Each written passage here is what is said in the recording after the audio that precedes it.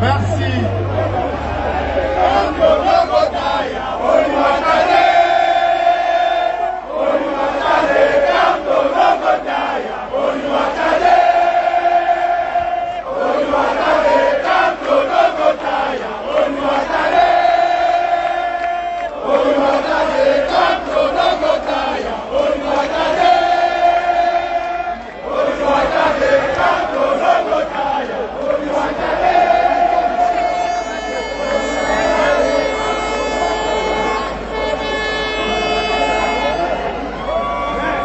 Merci. Alors, on va chanter, on va applaudir le président. C'est vrai. Mais à présent, nous avons nos fils, nos enfants, nos filles qui sont là pour remettre des symboles à notre président, au professeur Maurice Kamto, au candidat de l'Alliance politique pour le changement. Il y a ici de forts symboles. Nous allons demander de déployer le premier symbole qui va être remis au président Kamto. Ensuite, il y aura le second symbole. Et puis, Jeanne Benet va tout simplement nous en déclamer la symbolique profonde. So we are now going to have a very important symbolic ceremony where our daughters, our children, will be giving Professor Maurice Kamto symbolic elements to carry him in his mission. So we are going to do that now because it's a very important ceremony. And we'll hear from Jeanne Benet somewhere on that. Alors, nous avons des enfants de la deuxième et troisième génération d'immigrés que le Cameroun n'a pas accueillis jusqu'alors et qui comptent sur le professeur Maurice Kamto pour que cette patrie dont ils n'occupent pas la terre, mais qui est dans leur cœur, reste la leur, où qu'ils soient. D'où le symbole de ce drapeau. Nous vous donnons la clé pour ouvrir les portes de la cité, de la diaspora. Nous comptons sur vous pour nous ouvrir les portes, que nous nous sentions chez nous. Que nous soyons belges, américains, français, nous sommes le Cameroun. Merci.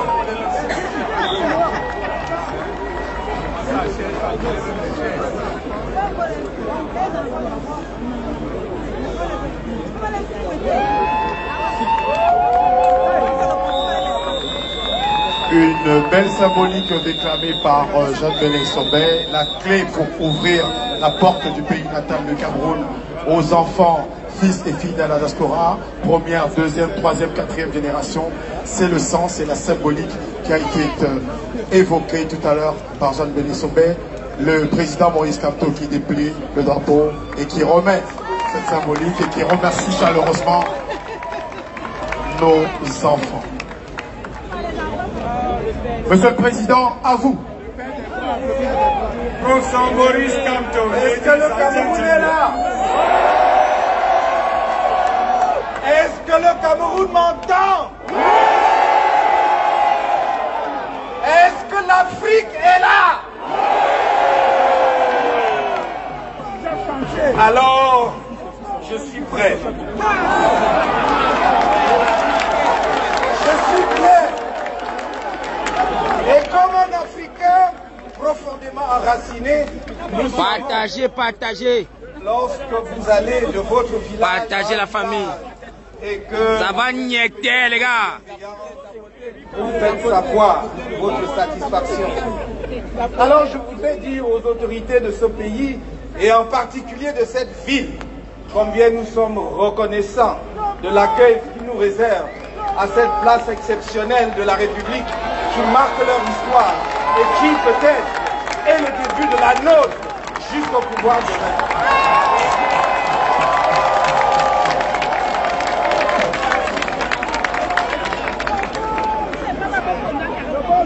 Avant toute chose, je voudrais vous dire que je ne présenterai pas cet après-midi ou ce soir mon programme politique pour 2025.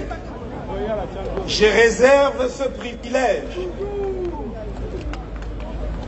aux Camerounais qui sont sur le territoire du Cameroun pour une raison simple. Bien que la diaspora soit chère à mon cœur, nous voulons gouverner le Cameroun, pas la France. Alors c'est à eux que je dévoilerai le programme en premier, mais vous l'aurez bien entendu. Vous l'aurez dans toutes les versions. Je vais vous dire seulement cet après-midi ou en cette fin de journée quelques idées qui me sont chères dans mes rapports avec la diaspora et par rapport aux perspectives de notre pays. Quelle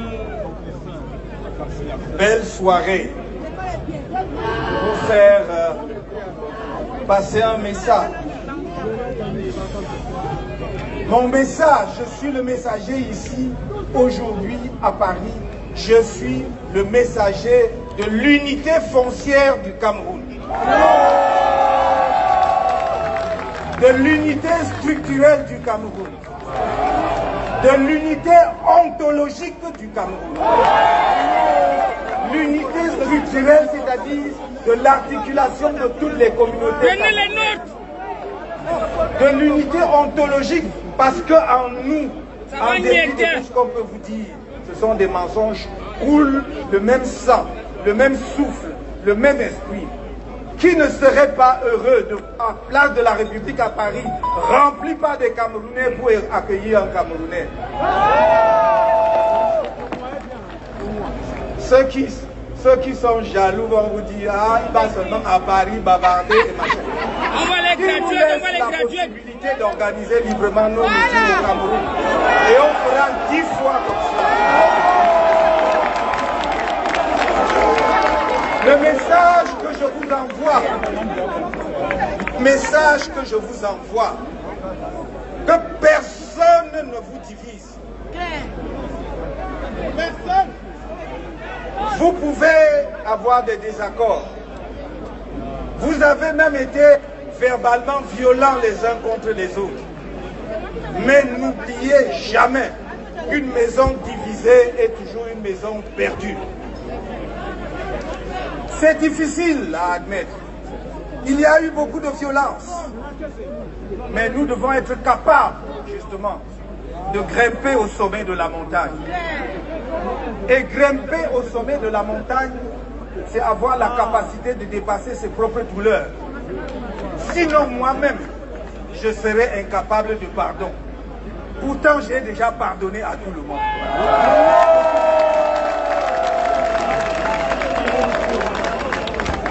C'est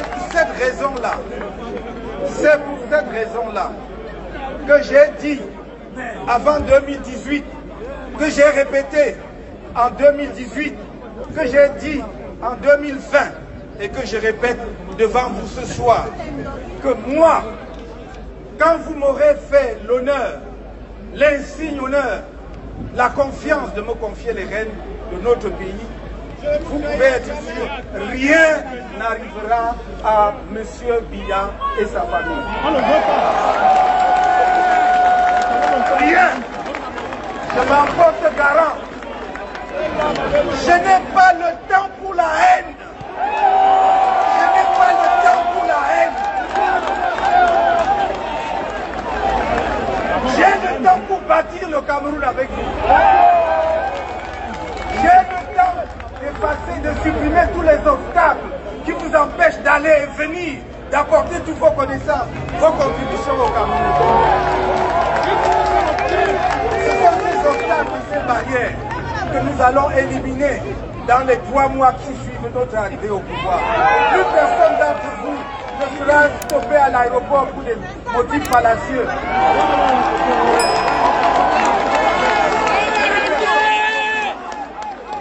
Et j'ai dit, je le redis, nous allons établir non seulement la binationalité, mais la plurinationalité.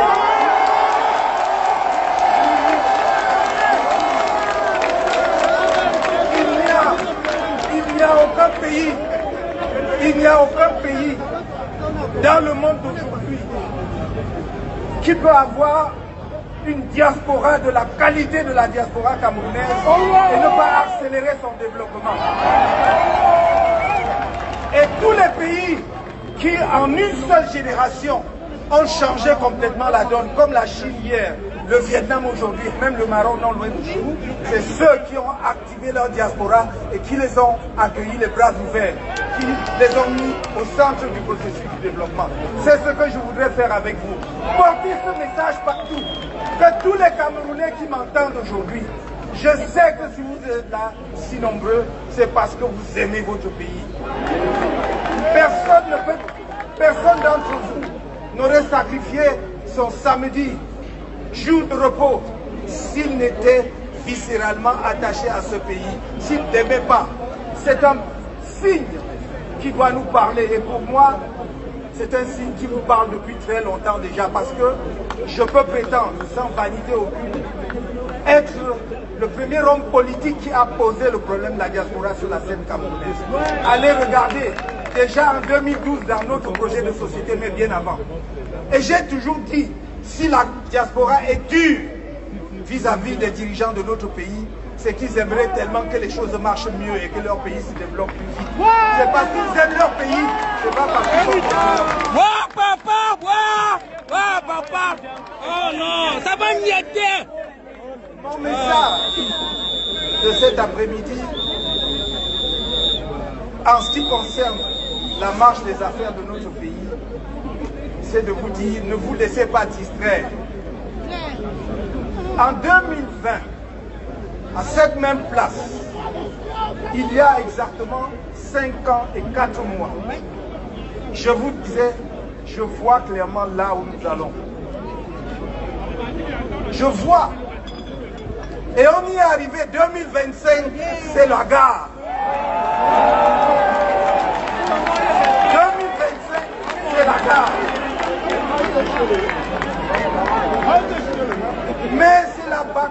Mais c'est la bataille. C'est la bataille de tout le monde. C'est la bataille du peuple camerounais. On a raison de dire, ça ne peut pas être la bataille d'un parti politique seul. Ça ne peut pas être la bataille d'un individu. Il n'y a pas de messie. Et quand bien même il le serait, il faut encore qu'il y ait des gens derrière lui. Non. La bataille de cette année, qui est la mère des batailles politiques depuis l'histoire politique du Cameroun, cette bataille est celle du peuple camerounais tout entier. Depuis une dizaine d'années, je vous montre méthodiquement pourquoi vous devez être prêts à vous battre. Je vous ai montré comment les lois du Cameroun sont bafouées, piétinées. Regardez, écoutez à nouveau mon message de 2020. Je parlais déjà du piétinement de la loi. En 2025, je vous parle du piétinement de la loi. Je vous parle d'un pays où il y a déni de justice, où même la plus haute juridiction politique du pays, c'est-à-dire le Conseil constitutionnel, a désigné une juridiction compétente dans une procédure, et la juridiction en question a dit « je ne suis pas compétent ». Papa, dis tout, papa, dis-nous tout. Je vous parle Papa, dis-nous tout. où nous demandons depuis plus d'un an à ce que l'organe électoral, qui est, de par la loi, un organe indépendant, affiche la liste électorale nationale, c'est-à-dire le corps électoral. Et nous n'avons pas obtenu de réponse à ce jour. Je vous parle d'un pays où ce même organe électoral s'est organisé pour bloquer le corps électoral au Cameroun autour de 7 millions et demi, 7 600 000 depuis 10 ans, depuis 2012. Depuis 2012. Vous avez vu qu'en 2024, on a dit qu'on a atteint 8 211 000. Et là, après, on nous a dit qu'on a fait le toilettage parce qu'il y avait des gens dont on ne retrouvait pas les empreintes digitales. Je ne sais pas sur quel chantier ils travaillent, ni dans quelle plantation. Et on a ramené le corps électoral en dessous de 8 millions. On a enlevé 211 millions, sans nous dire comment. Voilà la réalité du Cameroun aujourd'hui. Je ne suis pas dupe quand je plaide auprès de vous et auprès de tout le peuple camerounais pour le pardon. Non, c'est parce que je suis trop conscient des urgences. Nous sommes un pays qui est sous urgence. Ce pays a besoin d'être sauvé parce qu'il faut de l'eau potable, parce qu'il faut de l'électricité, parce qu'il faut que les gens puissent accéder aux soins de santé. Et j'arrête simplement là. Donc avec cela, nous avons besoin de nous retrouver, d'être ensemble pour porter vers la pente l'espérance des Camerounais. Je n'ai pas le temps pour la haine, je n'ai pas le temps pour le règlement des comptes. J'ai besoin de chacun de vous. Qu'est-ce que nous gagnerions à passer 2 ou 3 ans en un spectacle de jugement de je ne sais qui parce qu'il a fait quoi? Ça ne veut pas dire que ceux qui ont foulé au pied les lois de la République ou qui ont détourné et autres ne seront pas poursuivis selon les lois camerounaises. Écoutez-moi très bien. J'ai dit que je me refuse de donner celui qui a dirigé le Cameroun, bien ou mal à un moment donné, et qui a aujourd'hui un âge canonique soit donné en spectacle, parce que ce serait une honte pour nous-mêmes. Et je le dis parce que je souffre, j'ai mal de voir comment on l'expose. On l'expose, c'est une honte. Ceux qui le font devaient avoir honte.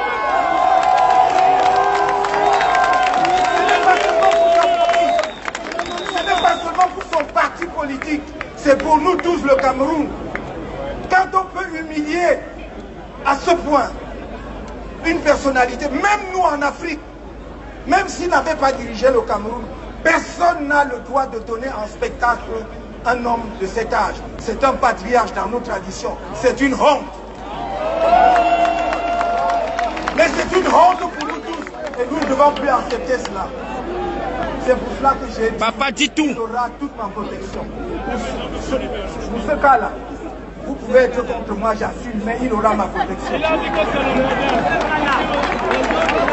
Il aura ma protection. C'est mon engagement.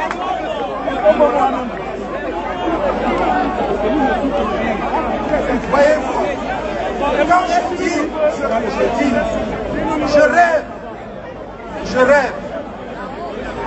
rêve que le Cameroun surprenne le monde entier en octobre prochain, en rendant possible une alternance pacifique par les urnes. Je rêve que c'est possible, parce que tout le monde voit la catastrophe au Cameroun, tout le monde prédit la guerre civile, tout le monde croit que le pays sera à feu et à feu. Nous pouvons étonner le monde en faisant une élection qui permette aux Camerounais de choisir effectivement celui qui a gagné et qui va diriger. Mais je ne suis pas dupe quand je dis cela, parce que je sais qu'il y a des radicaux au sein du système, il y a des extrémistes au sein du système qui pensent que cela n'arrivera jamais de leur vie. Ça va niéter. Lorsque un peuple est contraint à la légitime défense, il ne peut pas exercer sa légitime défense. Et c'est pour cela que j'ai toujours dit, j'aimerais tellement que chacun écoute Chuninga de mon idole Richard Bona. Notez, c'est S-H-U-N-I-N-G-A. Allez taper, écoutez. Vous pouvez choisir cette musique, qui est une musique d'élévation. Mais vous pouvez aussi choisir une musique saccadée. Hein? Vous pouvez aussi choisir une musique saccadée, où on danse, on gâte tout. C'est à nous de choisir. Et j'ai dit, on dansera sur la musique que les autres vont mettre. Nous aussi, on fait danser. Tout est nous.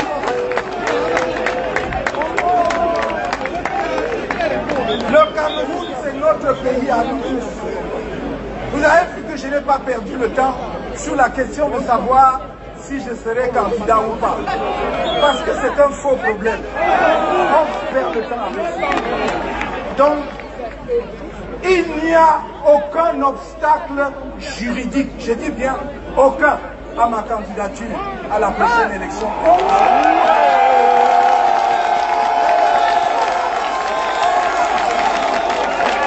Et je vais vous dire,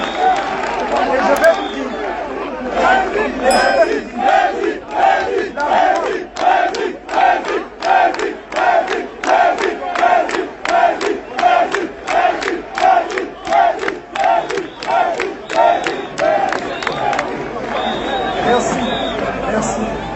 L'argument fallacieux de ceux qui disent « Ah oui, mais il n'est pas allé aux élections de 2020, donc il ne peut pas aller à l'élection de 2025 ». Je ne veux pas être discourtois, vous savez très bien que je suis assez poli. Mais je dirais simplement, et je conseillerais vivement à ces personnes, d'aller chercher un juriste. Non pas ceux qui squattent les plateaux de télévision et qui comprennent bien le droit. Mais même à l'étranger. Il n'y a aucun obstacle à ma candidature. Je vous l'ai dit ceci. J'ai l'impression parfois que nos amis qui passent leur temps dans des cabinets noirs à voir comment créer des difficultés aux gens avaient pensé que le fait pour nous de ne pas aller aux élections de 2020, les carottes étaient cuites. Et après, ils se sont rendus compte que même malgré tout, il y avait des élections en 2025, législatives et municipales en février. Ils ont dit, mais on va faire comment? Ils ont violé la Constitution pour envoyer les élections en 2026. Ils croyaient que c'est réglé. Ils croyaient que c'est réglé. Sauf que, comme l'ont montré d'excellents juristes par ailleurs, la combinaison de l'article 121 et des dispositions de l'article 15 alinéa 3 de la Constitution rendent possible ma candidature. Alors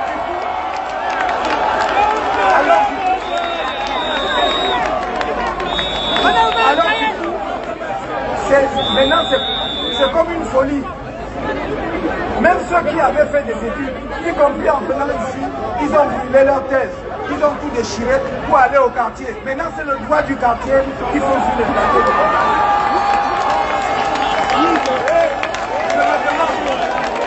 Je me demande, parce que c'est un problème sérieux pour l'éducation de nos enfants, parce que je me demande ce qu'ils enseignent maintenant dans les amphithéâtres. Qu'est-ce qu'ils enseignent à nos enfants dans les amphithéâtres? Voilà le problème aujourd'hui.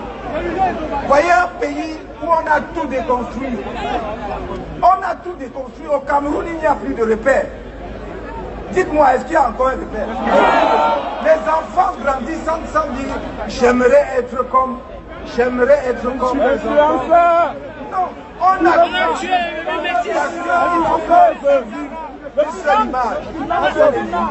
Mais ils se sont trompés. Je crois qu'après 43 ans, ça a mis le temps que ça a mis. Et c'est fini maintenant. Et en octobre, nous disons, c'est fini. Alors, me vient une petite chanson. Cameroun 2025, changement.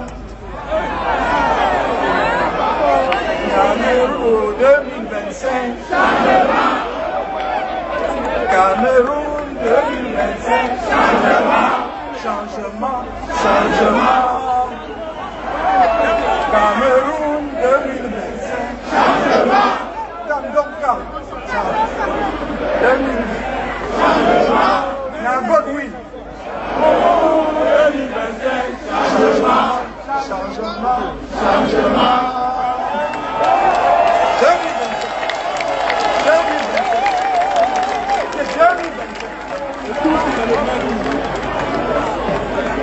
Vous voyez, nous devons mettre un terme à ça. Je le dis, cet après-midi, cette fin de journée, où on prévoyait même la pluie, vous voyez, et qui n'est pas là, cette fin de journée est beaucoup trop belle pour que je ne vous renouvelle pas mon amour. Je vous aime. Je vous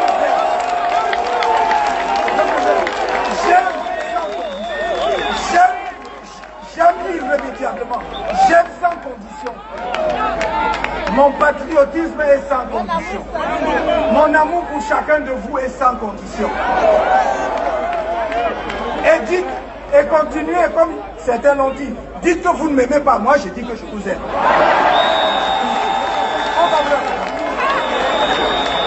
Insultez-moi. Insultez-moi. Ça ne change rien. Ça ne change rien. Je voudrais que vous compreniez une chose. Quand chacun de nous se sera un peu débarrassé de ce qu'on lui fout dans la tête là, pour dire, mais au fond, quand on dit qu'il n'y a pas d'électricité là, est-ce que bon, quand je dis que oui, voilà, tout va bien, il y a l'électricité, il n'y a pas d'électricité chez le voisin et il y en a chez moi? Non? Est-ce qu'il y a l'eau chez le voisin? Il n'y a pas l'eau chez le voisin, il y a chez moi? Non? Quand nous disons, voici un pays où un de nos compatriotes a été dépecé il y a 2 ans, son corps est encore à la mort. Le reste du sang est encore à la mort. Est-ce que c'est une affaire d'un individu? Est-ce qu'on est contre quelqu'un? Est-ce que c'est normal que ça se passe ainsi? Où est Martinez Zogo? Où est-il? Et je ne parle même pas des autres. Mon camarade Pascal Zamboué est en prison. Sa femme a été assassinée depuis 1 an. Son corps est à la mort. On n'a toujours pas dit qu'il a fait. Au contraire, on a arrêté son fils pour dire que c'est lui. Il est en prison à vie. C'est ça que nous voulons. C'est pour cela que je vous dis, écoutez-moi très bien, mes chers amis, mes chers frères et sœurs. Ma mission première sur la scène politique du Cameroun, c'est de rassembler, c'est d'unir les Camerounais, c'est de les souder, parce qu'avec eux, je suis sûr de la victoire. C'est comme ça que ça va se passer. C'est de les souder. On nous a trop divisés et on nous a perdu 40 ans. Il y a 7 ans, on nous a volé la vie. Qu'est-ce qu'on en a fait? Rien. Montrez-moi ce qu'on a fait en 7 ans avec la victoire qu'on a arrêtée. Je dis donc, réfléchissons. Ces histoires de je suis, et puis quoi? Chacun est de quelque part, non? Qui a choisi d'être de là-bas? Je vous dis toujours, Camerounais, jugez-moi pour ce que je suis, pour ce que je fais, pour ce que je dis. C'est ça. Les gens sont allés construire des bêtises, des montagnes de mensonges sur moi depuis, ils n'arrivent pas. Parce que quelqu'un rappelait tout à l'heure un livre que j'ai écrit en 1991-93. Je fustigeais déjà le tribalisme dedans. J'étais à peine dans la trentaine. Aujourd'hui, on fait un débat oiseux, un débat d'illettrés juridique sur le mandat impératif. J'ai écrit là-dessus en 1996-97. Et ça corrobore ce que je suis dit aujourd'hui. Donc moi je crois que le moment est venu pour nous de récupérer notre pays. Nous devons récupérer notre pays. Nous devons reprendre notre pays et le mettre sur l'orbite du développement. Vous en savez beaucoup. J'ai dit la diaspora. La diaspora ne doit pas être une sorte d'épouvantail qu'on agite. La diaspora doit être un des leviers majeurs du développement du Cameroun. Et partout où j'ai regardé, on ne dit pas que tout le monde va rentrer au Cameroun. Mais il y a des passerelles que l'on construit pour que même la diaspora qui reste ici continue à participer au développement du pays. Que ceux qui veulent rentrer rentrent. Parce qu'on créera les conditions optimales pour que quand ils viennent, vous voyez, vous souffrez ici, vous épargnez de l'argent. Le jour où vous rentrez, Vous voulez construire par exemple une usine. On vous montre quelqu'un qui veut vend le terrain. Vous l'achetez 2 jours après, vous voulez construire l'usine, ce sont les matières qui sortent. Mais si on met en place des structures que nous voulons pour la diaspora, notamment une agence nationale, un fonds de la diaspora, avec un guichet unique, c'est cette institution-là qui va faire la sécurité foncière. De façon à ce que lorsque vous achetez votre parcelle là-bas, vous êtes sûr de ça.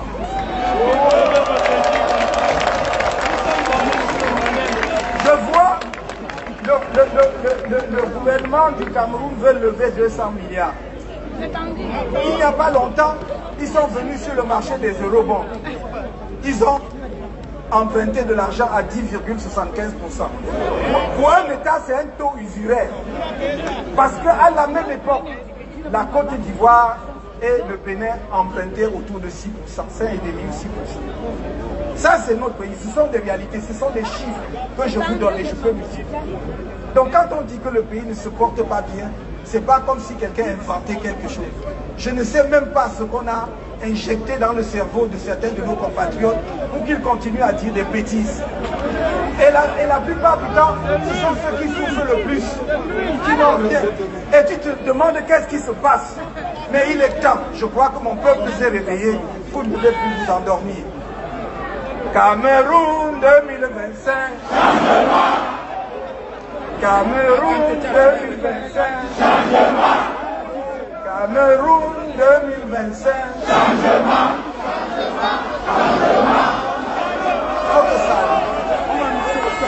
Et je voudrais vous terminer. C'est la deuxième articulation de mon propos.